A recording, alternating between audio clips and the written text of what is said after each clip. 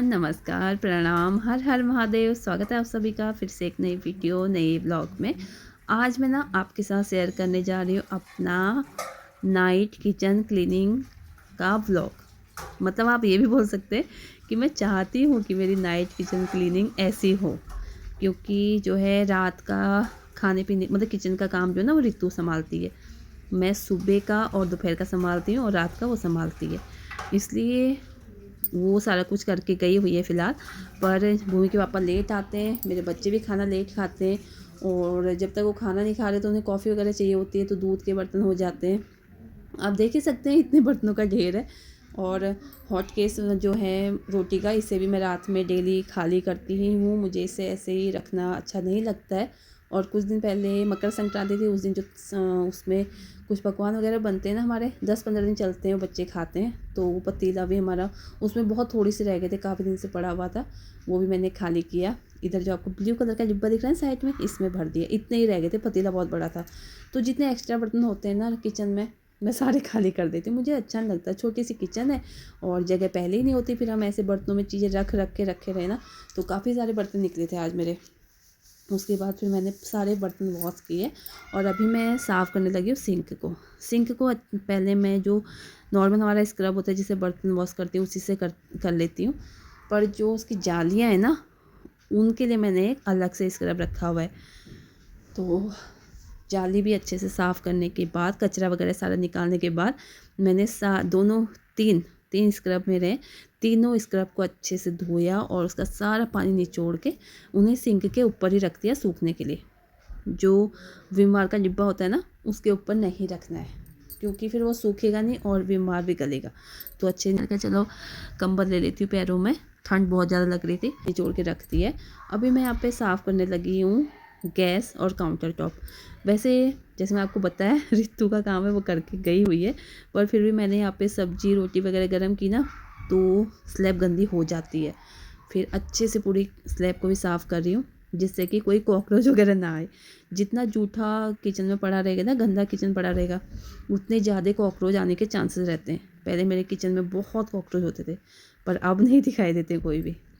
फिर मैंने एक सूखा कपड़ा लिया और सिंक को अच्छे से पोंछ लिया। जितना सिंक एरिया में गीला रहेगा ना, उतने ज़्यादा कॉकरोच आएंगे, और जितना सूखा रहेगा, साफ़ सुथरा रहेगा, कॉकरोच कीड़े मकोड़े कुछ भी नहीं आएंगे। तो काउंटर टॉप साफ़ हो गया, सिंक अच्छे से साफ़ हो गया। इसके बाद मैंने नीचे फर्श में झाड़ू निकालना था, पर मुझे झाड़ू मिला ही नहीं। फिर मैंने जो पोछे का कपड़ा होता है ना, उससे सारा ही कूड़ा मतलब पोछे की हेल्प से सारा ही कूड़ा बाहर निकाल दिया। और अब मैं यहाँ पे पोछे को एक बार अच्छे से धो के बहुत अच्छे से स्लैब को साफ़ कर रही हूँ। चमक रहा है ना, हमारे चमकने लगी ना, स्लैब नहीं सॉरी, फर्श भी हमारी अच्छे से चमचमाने लगी थी।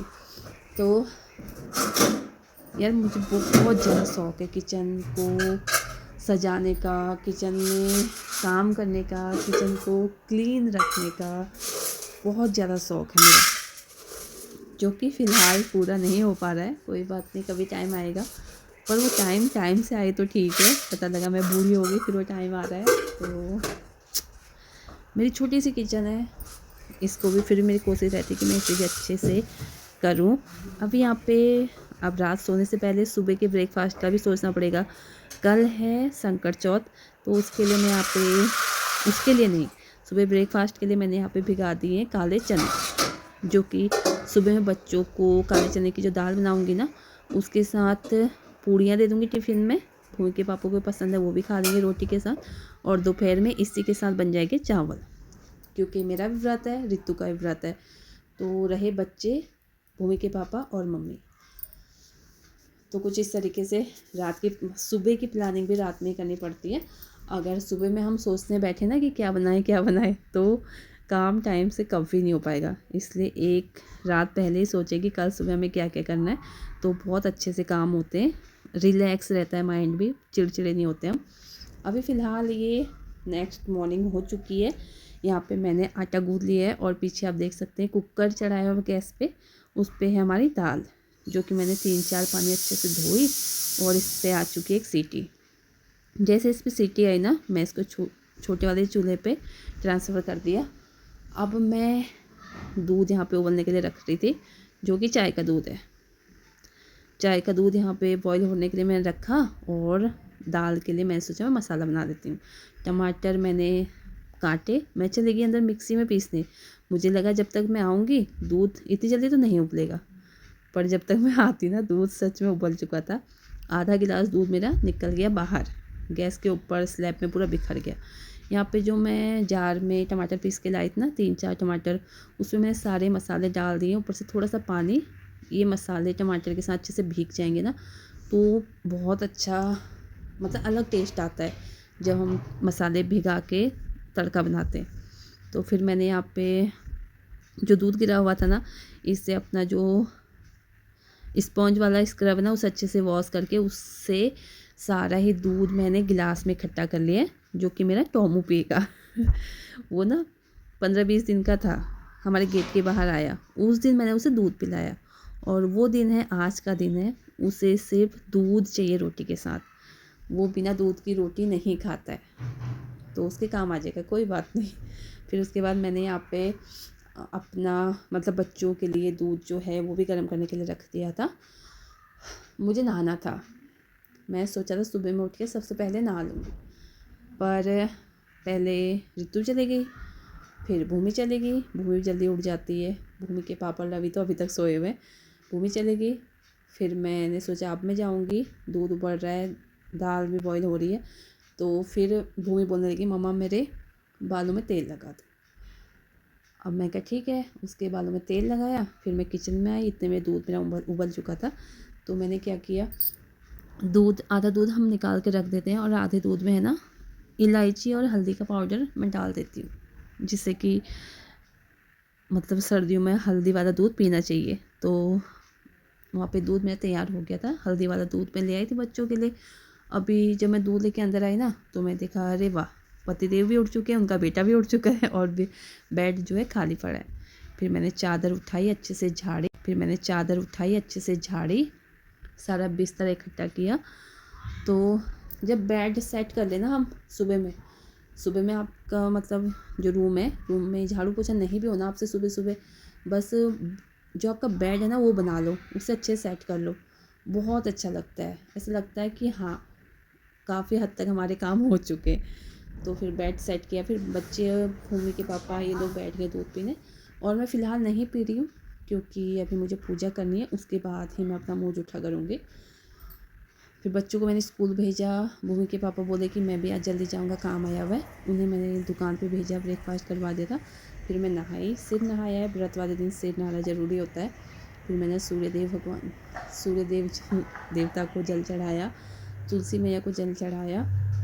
फिर मैंने अंदर पूजा की, और अंदर पूजा करते मैंने वीडियो नहीं बनाई क्योंकि मम्मी बैठे हुए होते हैं, और मम्मी ने बोला तो नहीं है कभी, पर मुझे ऐसा लगता है कि मम्मी अगर वीडियो बनते हुए देखती है ना तो वो सोचती है शायद दिखावा कर रही है, पूजा करनी है तो ऐसे करो, ऐसे कुछ मतलब बता नहीं पा रही हूँ क्या, पर मुझे अच्छा फील नहीं होता।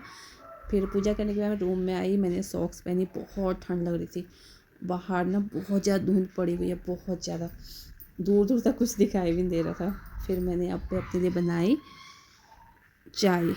दूध है, मुझे कॉफ़ी पीने का मन था पर मेरे पास कॉफ़ी नहीं है, तो मैंने दूध में पत्ती डाल दी, वो बन गई हमारी चाय। उसे लेके मैं आ गई अंदर, आराम से बैठ के पीऊँगी। थोड़ी देर में बैठी, मैंने कहा चलो कंबल ले लेती हूँ पैरों में, ठंड बहुत ज़्यादा लग रही थी। ठंडे ठंडे पानी से नहाते हैं, हमारे यहाँ पे गीजर रॉड वगैरह कुछ नहीं है, जो ठंडा पानी आता है मोटर का ताज़ा पानी उससे ही नहाते हैं। फिर मैंने चाय वगैरह पी और मैं आ गई हूँ छत में। फ़िलहाल घर पे कोई है नहीं, बच्चे चले गए स्कूल सारे, और भूमि के पापा शॉप पे चले गए थे, दीदी और रितु कहीं पूजा में गए हुए हैं, और मम्मी आराम से बिस्तर में घुसी हुई क्योंकि मम्मी कहती बहुत ठंड लग रही है। मम्मी 9:30-10 बजे उठे थे, उसके बाद ब्रेकफास्ट किया, फिर सो गए। मैं कहा चलो थोड़ा छत में घूम के आते हैं। छत में देखने आई थी कहीं से धूप दिख रही हो शायद, और धूप बिल्कुल भी नहीं थी, दूर दूर तक धूप का कोई अता पता नहीं है। फिर मैंने यहाँ पे अपने बाल खोले, बालों में क्लेचर लगाया, और पता है मैं बाल सुलझा रही थी तो नीचे से एक आवाज़ आ रही थी, वो कौन है, हमारा टॉम भौंक रहा था, शायद इसे भूख लगी है। तो चलिए चलते हैं नीचे, इसे देते हैं खाना। टॉमू टमू, हाँ जी, क्या चाहिए बाबू को? रोटी खानी?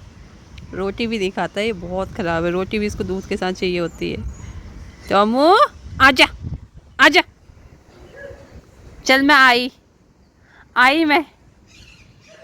अभी देखा ना, अपने नीचे टोमू भौंक रहा है, मुझे बुला रहा है, शायद उसे भूख लगी हुई है। तो मैं चली नीचे आके मैंने गेट खोला, बाकी सिर्फ मैंने गेट का ना जो लॉक है वो खोला, और ये खुद ही दरवाज़ा खोल के अंदर आ जाता है।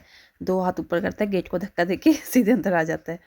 और इसके साथ ही ये है ना, मैंने आपको बताया ना, ये रोटी नहीं खाता है। मैंने आप पहले उसको रोटी दी थी, मैं क्या देखूँ खाता है फिर नहीं। आपको दिखा रही थी, वैसे मुझे तो पता ही नहीं खाएगा। दूध लेके आई हूँ और दूध डालते ही इसने सारी ही रोटी चट कर दी थी। तो चलिए आज की वीडियो, आज का ब्लॉग यहीं तक रखती हूँ। आगे आज मेरा फास्ट है, तो अब दोपहर में चावल ही बनाने हैं। सुबह जो काले चने मैंने बनाए हुए वही चल जाएंगे। और आगे जो हमारी आज संकट चौथ की जो पूजा होगी, जो कुछ भी होगा, वो व्लॉग आपके साथ शेयर करूँगी। तो बने रहेगा साथ में, और वीडियो देखने के लिए बहुत बहुत धन्यवाद। Like and subscribe, bye bye.